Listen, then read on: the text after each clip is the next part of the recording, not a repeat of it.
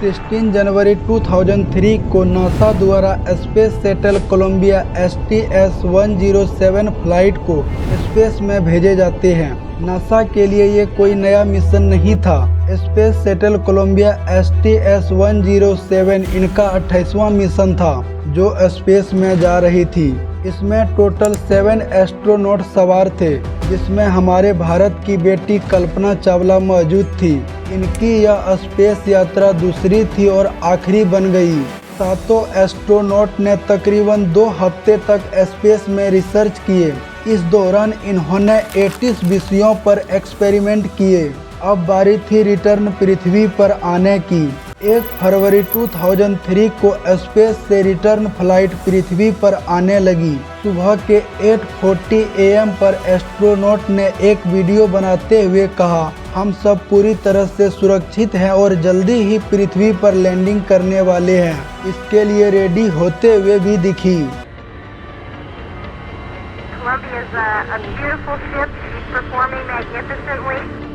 सुबह के 8:44 AM पर पृथ्वी पर मौजूद स्पेस सेंटर से capsule communicator Charlie Hobaugh space flight के कमांडर रिक हसबैंड से कम्युनिकेट करते हैं।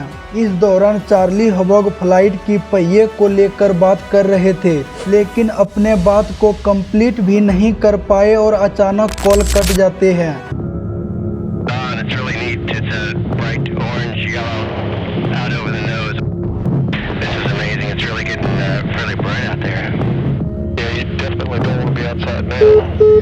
इसके बाद कई बार एस्ट्रोनॉट से संपर्क करने की कोशिश की, लेकिन हर बार असफल रहे। इसके बाद जो STS-107 फ्लाइट के साथ दुर्घटना घटी, जिसमें 7 एस्ट्रोनॉट मारे गए। इस दुर्घटना ने अमेरिका, इजराइल से लेकर भारत के लोगों के आंखें नम कर दी। दुर्घटना घटने के बाद अमेरिका के टेक्सास शहर के ऊपर ये दृश्य देखने को मिले। फ्लाइट के मलबे पृथ्वी पर आते हुए दिखे। ऐसे दिख रहे थे मानो चांद टूटकर 2 भागों में चमकती हुई तेजी से पृथ्वी पर आ रहे हो। आगे अनेकों टुकड़ों में डिवाइड हो गए। स्पेस सेंटर में बैठे सारे लोग इस खबर से अनजान थे। वे सभी फ्लाइट से संपर्क करने की उपाय ढूंढ रहे थे। सुबह के 9:10 AM में स्पेस सेंटर में एक कॉल आते हैं और वह इस खबर की इन्फॉर्मेशन देते हैं। तब वहां मौजूद सभी लोग समझ गए कि मिशन क्रैश कर गए। यह दुर्घटना स्पेस सेंटर के लिए इतिहास के सबसे बड़े दुर्घटना बन गए और इसी दुर्घटना में हमने भारत की बेटी कल्पना चावला को खो दिए। चलिए समझते हैं कल्पना चावला की लाइफ के स्ट्रगल्स को। कैसे यह नासा तक पहुंची, इनको किन किन कठिनाइयों का सामना करनी पड़ी, आखिर उस दिन क्या घटना घटी थी स्पेस में। चलिए देखते हैं। कल्पना चावला का जन्म हरियाणा के करनाल में 17 मार्च 1962 को हुआ। ये अपने 4 भाइयों बहनों में सबसे छोटी थी। बचपन में फैमिली के सभी लोग इनको प्यार से मोटू बुलाते थे। इनके पिता बनारसी लाल चावला जो एक टायर बनाने वाली छोटी सी फैक्ट्री के ओनर थे। आगे चलकर इनका कारोबार विदेशों में भी होने लगे। बनारसी लाल चावला हरियाणा के मूल निवासी नहीं थे। इंडिया पाकिस्तान के पार्टीशंस के टाइम यह रेफ्यूजी के तौर पर हरियाणा के करनाल में आकर शरण लिए। पहले यह पाकिस्तान के एरिया वाले इलाके में रहते थे, जो पहले पूरा इंडिया का हिस्सा था। कल्पना चावला की माता संयोज्योति चावला थी। कल्पना चावला जब 3 ईयर 6 मंथ की थी तो वह अपने घर के छत के ऊपर से फ्लाइट को हवा में उड़ते हुए देखी, तो उसके मन में कई तरह के क्वेश्चंस खड़े हुए कि फ्लाइट हवा में कैसे उड़ती है, कैसे वह हवा में टिकी रहती है, कैसे यह एक जगह से दूसरी जगह जाती है, और भी कई तरह के क्वेश्चंस मन में आए।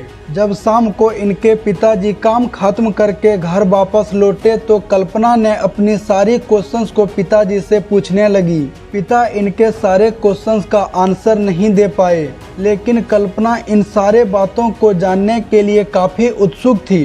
पिता ने इनके जिज्ञासा को देखते हुए उनको पूरा करने के लिए पिता ने उनके एक फ्लाइट पायलट से बात करके कल्पना चावला को और अपने बेटे संजय चावला, जो कल्पना से एज में 1 ईयर्स बड़ा था, उनको साथ में लेकर उस पायलट के पास पहुँचे।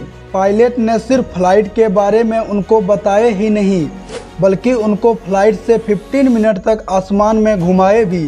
फ्लाइट को कल्पना चावला के घर के ऊपर लाकर उनको दिखाई भी कि ये देखो तुम्हारा घर है। कल्पना जब फ्लाइट से घूमकर वापस घर आई तो उनके अंदर खुशी फूले नहीं समा रही थी।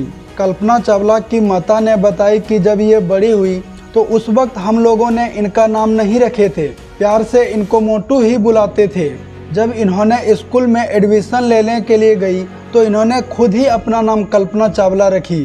कल्पना ने अपनी प्रारंभिक एजुकेशन टैगोर बाल निकेतन सीनियर सेकेंडरी स्कूल करनाल अपनी जन्मभूमि से पूरी की। आगे की एजुकेशन के लिए चंडीगढ़ के पंजाब यूनिवर्सिटी में एडमिशन ली। चंडीगढ़ जो पंजाब और हरियाणा की कैपिटल है।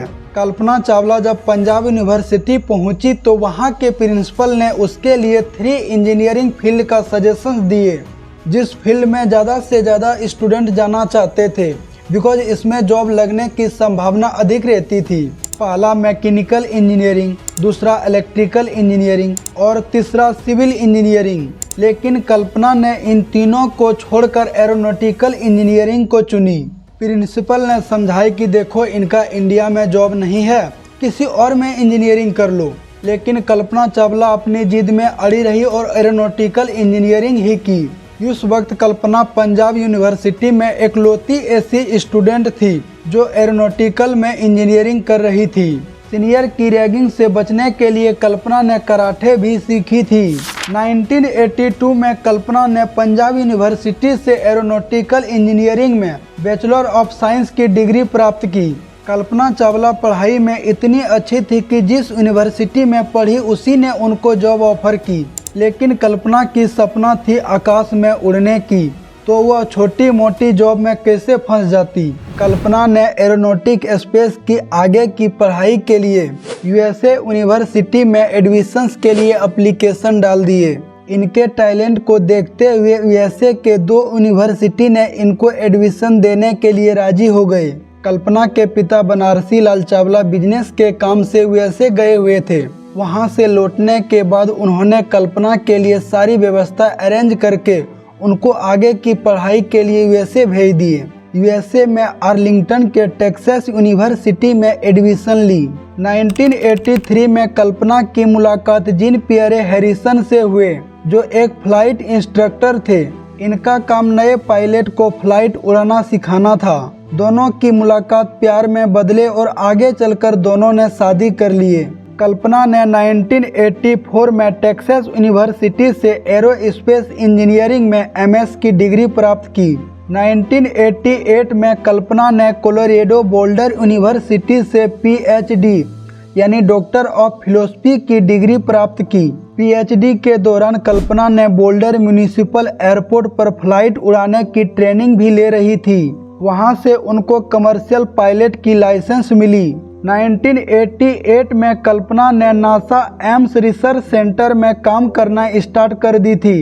इस वक्त कल्पना नासा के लिए ओवरसेड मेथड इंक के लिए वाइस प्रेसिडेंट के रूप में CFD कंप्यूटेशनल फ्लूइड डायनेमिक पर रिसर्च कर रही थी।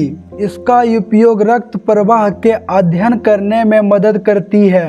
कल्पना एयरक्राफ्ट को vertical and short take off and landing VSTOL concept पर काम कर रही थी। इस एयरक्राफ्ट को रनवे की जरूरत नहीं होती है, यह कहीं भी लैंडिंग कर सकती है। 1990 में कल्पना ने नेचुरलाइज्ड रूप से अमेरिकन सिटीजन प्राप्त की, जो एक अमेरिकन एस्ट्रोनॉट बनने के लिए उनको जरूरत थी। कल्पना लंबे समय तक नासा एम्स रिसर्च सेंटर में अपनी सेवाएं देती रही। वक्त बदले और इनके काबिलियत ने अपनी रंग दिखलाए। 1994 में कल्पना को एस्ट्रोनॉट ग्रुप 15 का कैंडिडेट के रूप में चुने। इनको स्पेस में भेजने के लिए इनका पूरा ट्रेनिंग जॉनसन स्पेस सेंटर में किए गए, जो नासा द्वारा संचालित किए जाते हैं। मार्च 1995 में कल्पना को नासा एरोनॉटिक कोर में शामिल किए गए और इनको EVA और रोबोटिक डिवाइन का काम सौंपा गया। इन सभी कामों को कल्पना ने कंप्लीट की और स्पेस में जाने के लिए पूरी तरह से फिट हो गई। दिन थे 19 नवंबर 1997। कल्पना अपनी लाइफ की पहली स्पेस यात्रा करने जा रही थी। कल्पना सहित टोटल 6 एस्ट्रोनॉट के साथ स्पेस शटल कोलंबिया STS-87 अपनी उड़ान भरी। कल्पना अपनी पहली मिशन में 1.04 करोड़ मील सफर तय की, करीब 372 आवर 16 डेज के आसपास स्पेस में बिताई। इस दौरान इन्होंने पृथ्वी की 252 चक्कर लगाई और सुरक्षित स्पेस से रिटर्न पृथ्वी पर लैंडिंग की। इसी के साथ कल्पना चावला इंडिया की पहली महिला बन गई स्पेस में जाने वाली और इंडिया से स्पेस में जाने वाली दूसरी। विकोई 1984 में wing commander Rakesh Sharma Soviet space craft Soyuz T-11 से अपनी उड़ान भरे थे। करीब 8 दिन तक स्पेस में बिताए थे और इंडिया से स्पेस में जाने वाले पहले पर्सन बने थे। नासा ने जब 2000 में स्पेस शटल कोलंबिया STS-107 के चालक दल के रूप में कल्पना चावला को अपने मिशन के लिए चुने, कल्पना के लिए यह यात्रा दूसरी और लाइफ की अंतिम बन गई। स्पेस शटल कोलंबिया STS-107 को विभिन्न कारणों से 2 वर्षों में 13 दफा उड़ान में डिले की गई, जिसमें ऑर्बिटर रख रखाव और शटल इंजन फ्लो में लाइनर्स में दरारों की इश्यूज सामने आ रहे थे। बट फाइनली सारे इश्यूज को सॉल्व करके 16 जनवरी 2003 को स्पेस शटल कोलंबिया STS-107 अपने साथ 7 एस्ट्रोनॉट को लेकर अपनी उड़ान भरी। 7 एस्ट्रोनॉट करीब 2 हफ्ते तक स्पेस में बिताने के बाद उन सभी एस्ट्रोनॉट को जिस काम के लिए स्पेस में भेजे गए थे उनको पूरा करके 1 फरवरी 2003 को स्पेस शटल कोलंबिया STS-107 वापस पृथ्वी पर लौट रहे थे। कुछ टाइम बाद पृथ्वी पर लैंडिंग करने ही वाले थे कि बीच रास्ते में ही फ्लाइट डिजास्टर के शिकार हो जाते हैं। उसमें बैठे 7 एस्ट्रोनॉट मारे गए, जिसमें कल्पना चावला हमारी इंडिया की थी, इलान रेमन जो इजराइल के थे और बाकी बचे 5 एस्ट्रोनॉट अमेरिकन थे। जब नासा ने कोलंबिया एक्सीडेंट की इन्वेस्टिगेशंस की तो पता चला कि STS-107 फ्लाइट स्पेस से नीचे आते टाइम कुछ ही सेकंड के बाद शटल के बाहरी टैंक से इंसुलेटिंग फोम का एक टुकड़ा टूटकर ऑर्बिटर के बाएं पंखे से जा टकराए, जिससे वायुमंडल के गर्म गैस टूटे हुए पंखे के जरिए से शटल में प्रवेश कर गए और शटल को नष्ट कर दिए।